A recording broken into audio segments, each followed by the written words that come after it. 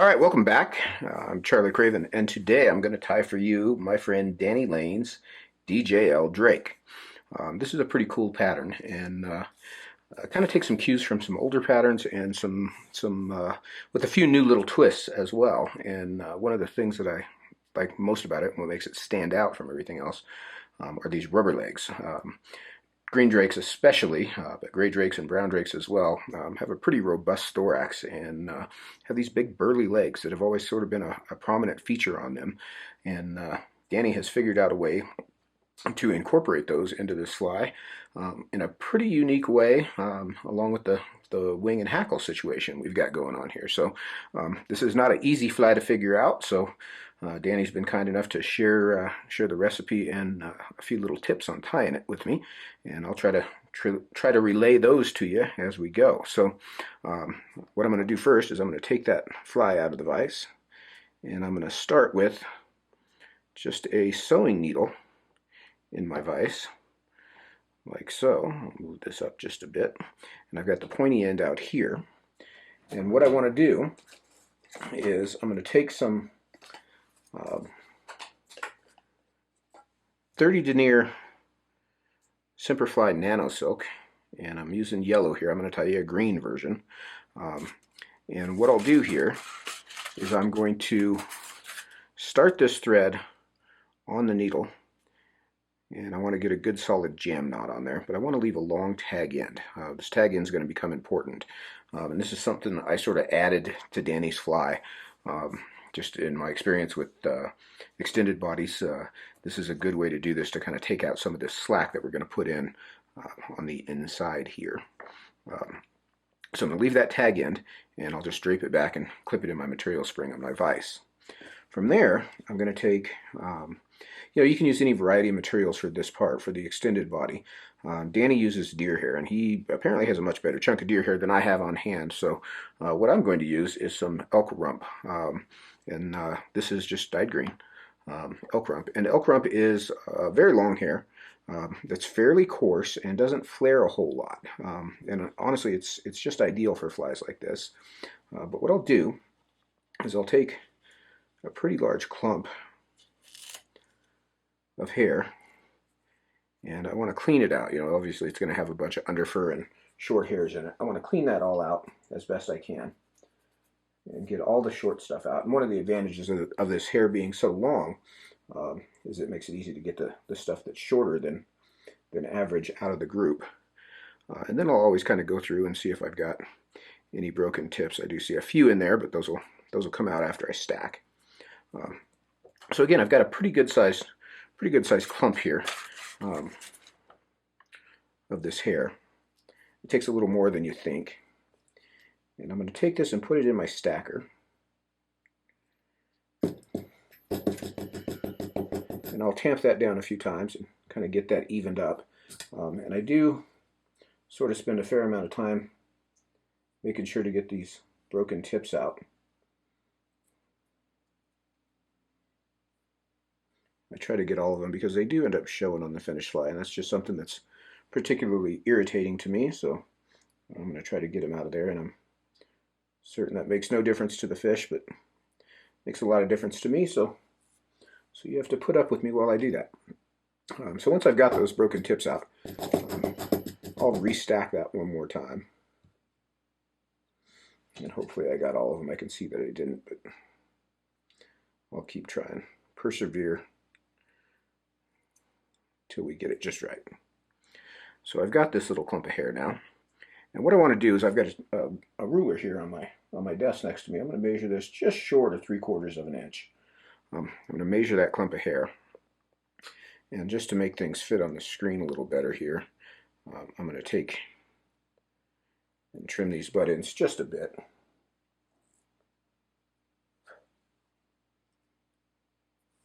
I'll get my measurement one more time, like so. So we want just short of 3/4 of an inch here. And what I'll do is I'm going to put this hair down on the hook, and I'm going to take 2 turns around it with the thread, and then flare those butt ends. And I'll make about 10 turns right here, just to anchor that down to the needle. I may have said hook before, but obviously this is a needle. Now what I'm going to do, let me make sure that piece of thread stays in the middle, is I'm going to draw all these tips back. I don't want any of those butts in there. I'm going to draw all these tips back, and I want to try to keep them pretty tight here as I go. And I'll cross the thread. I try to keep it over the top where I can keep an eye on it, and I'll make the first segment and make 4 or 5 turns of thread there. We want a prominent yellow segment, and obviously Danny's from Idaho, and obviously fishes the Snake River with this fly, and the green drakes there are more yellowy green than, say, Colorado green drakes. Colorado green drakes have more of a brown colored rib. Same bug, just a little different color variation. So if you're going to tie this for other areas, you might check what color your drakes are. But in the case of Danny's, they're yellow. So I'm going to make that first segment, and then I'll cross that thread again on top and make another segment. And ideally, as I do this, I'm trying to make these segments descend in size as I go. And you can see I'll just slide my fingers back. Make another segment. You can see I'm just making enough turns of thread to create that segment. And then the final segment here is going to be pretty close to the tips. And this was the thing I was kind of figuring out as I was learning this fly, is gauging just that right distance where you got just short little tips of the hair there for the tail end. So I'll anchor that down tight. The reason I'm using the GSP thread is it just binds this hair down just wonderfully. It's very strong. It won't cut through the hair if you don't pull too hard on it yourself, but you're not limited by the strength of the thread to get the body built. And I can do with this harder elk rump. It works really nicely.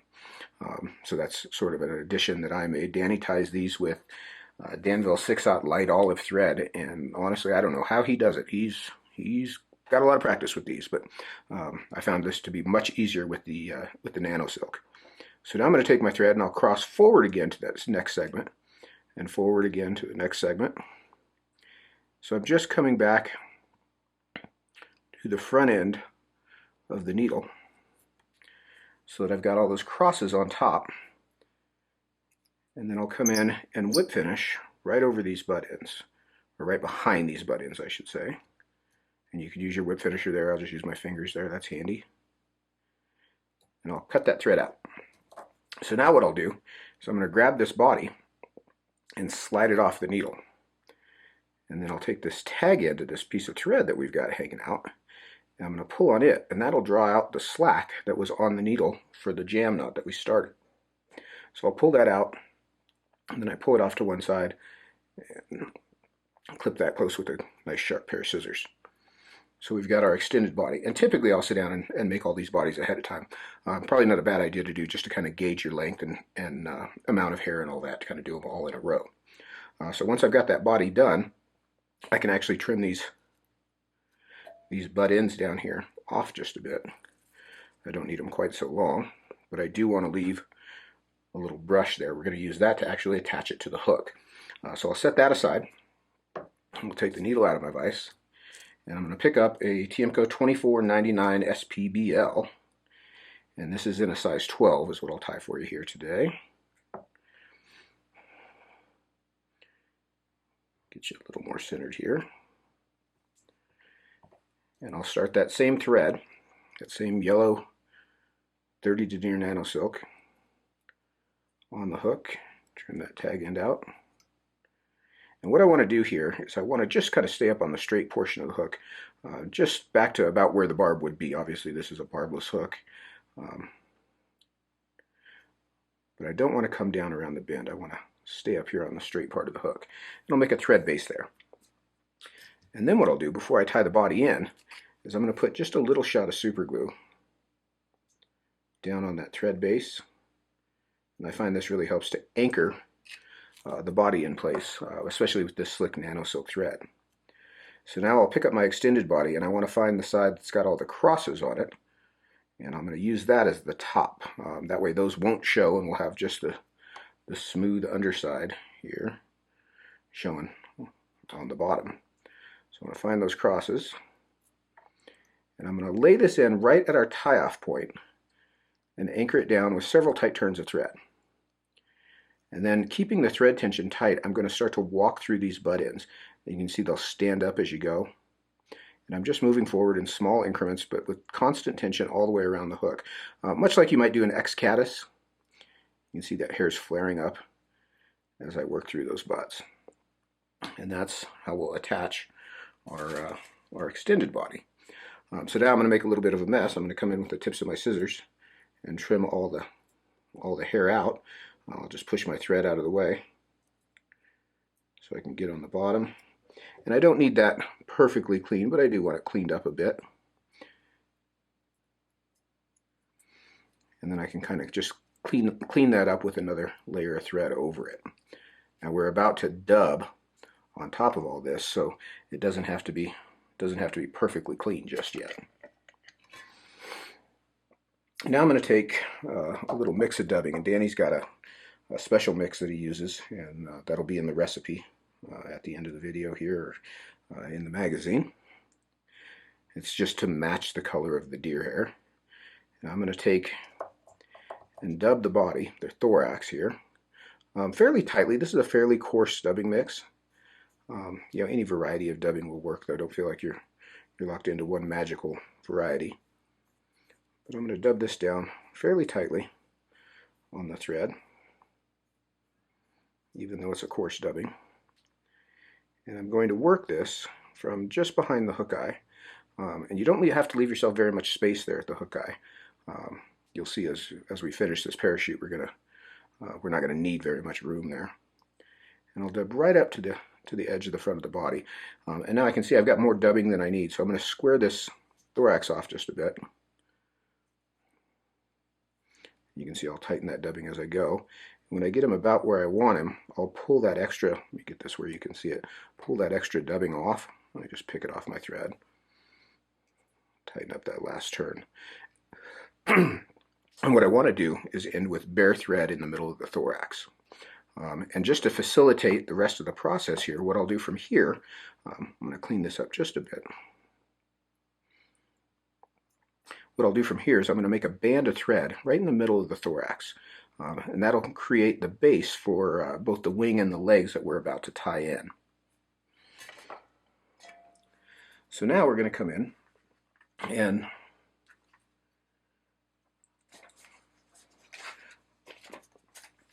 find my hackle feather here. Danny ties the hackle in after the fact. I'm going to tie the hackle in beforehand. I just have better luck with it getting anchored in place. But what I've got here is this is a Grizzly dyed yellow. And appropriately sized for the hook. This is a size 12, so even a 10 or a 12 hackle. But I'm going to strip some barbs on the bottom and then trim them into just short little bristles like so. And the reason you want to do that is so that you've got those little teeth to help hold the feather in place when you tie it in. Now this is not done like we'd normally do a sort of a conventional parachute, in that we're going to build a post. We're just going to wrap this around the base of the wing. So I want to get this anchored. I go just a little bit off to my near side here, and I want to anchor that good and tight. And I tie the feather in with the inside up. So this is the inside of the feather here. We don't have any chance to turn that, so I want this feather to wrap with the inside up. So I'm going to tie it in that way. And then I'll take a clump of just cow elk. Nothing special here, just regular natural colored cow elk. And I'll clean it out. And again, you want to make sure you get all the short hairs out of it. Any broken tips, you want to try to avoid those if you can. And I'll put this in my stacker.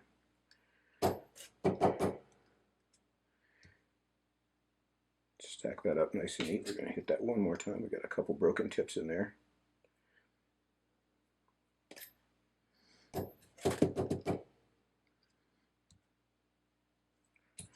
Once I've got that stacked nice and clean, I'm going to take this this clump of hair, and I'm going to measure it just short of the end of the extended body there. So I'll measure that hair in place there, and then I'll transfer it to my other hand. And I like to cut the butt ends off first, and fairly square as I can get them, like so. And then I'll set this hair on top of the hook, and I want to leave fairly long butt ends sticking out the front. I'm going to put 2 turns around this and then flare that hair up. And then I can kind of pinch from the bottom and pull down on that thread to flare that hair all in place, like so. You can see we've got basically an elk hair caddis wing tied in on top there. Nothing fancy there, but we do want to leave these butt ends long enough. We're going to use them as the base for the parachute hackle. Now the legs, we're going to use Perfect Rubber, and Perfect Rubber is a silicone rubber that floats. So this is an ideal use for a material like this on a fly like this, being a dry fly. But this is going to give us the big burly legs that are sort of a trademark characteristic of the green drake. And I'm going to lay, my thread is hanging right at this tie down still. I have not moved it forward. So I'm going to lay my thread, or lay my leg in against my near side and catch it with a couple turns. I'll pull it just down below the wing there. Get that anchored in with a couple turns. And I'll take and tie one in on the far side.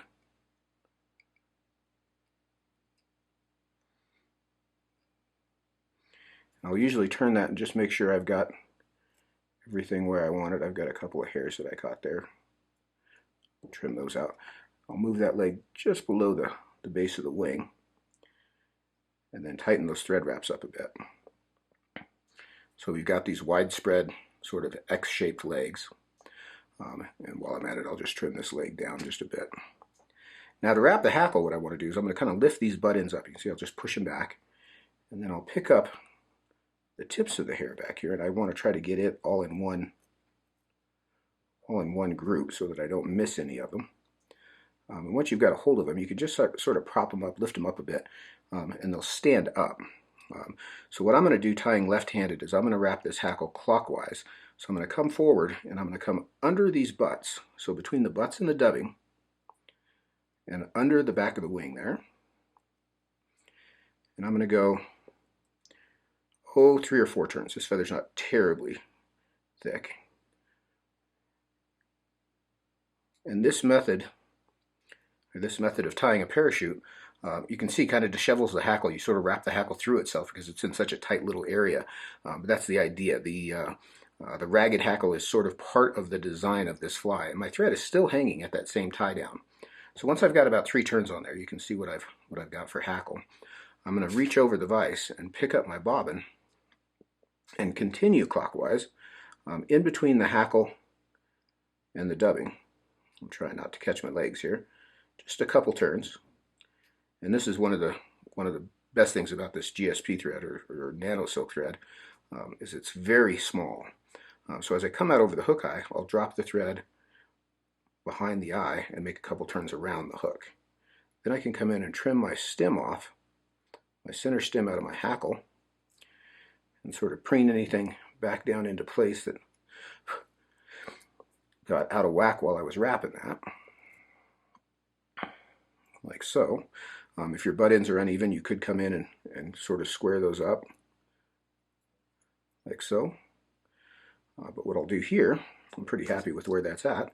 So I'm going to come in with my whip finisher, and I just set it up, and then I'll sweep my fingers under the vise and sweep the hackle out of the way so I can get my whip finish tucked in there behind the eye. And trim that thread out. So now I'm going to trim these legs just short of the end of the body. They're about to that last segment. And the front legs are about that same length. And what we end up with is this burly-legged green drake pattern, extended body green drake. And this is a perfect spot to use a short hook like this with an extended body. I've always thought that extended bodies on small flies didn't make sense in that you'd use a smaller hook to make a fly that was already small. In the case of a green drake or gray drake or brown drake or even a hex, the short hook is going to be smaller, or shorter shank hook is going to be much easier to float. There's not going to be so much metal, but it's got a huge wide gap, and it is applicable to this fly because it doesn't add weight. Instead of having a hook that would be this long, we've got a much shorter hook that's going to hold onto the fish a lot better than a longer shank hook would, and it's just a perfect application for an extended body. And you can see some of that hackle is kind of flared down. That's exactly what we're shooting for there. We want kind of a ragged, almost sloppy hackle. And it's hard for me to do because I like a really clean hackle collar, but so I had to trim some of those out. But So what we've got there is the DJL Drake, and Danny ties this in both a green and a brown Drake version, um, and green, gray, and brown, all three of those. Obviously, we've got the green one here, gray Drake. Would be all gray colored. The brown would be brown. He's got I'll list those recipes as well. But this is a cool little fly. And it's a pretty fun one. A few different little techniques to go on it as well. So I hope you enjoyed that. Thanks for watching.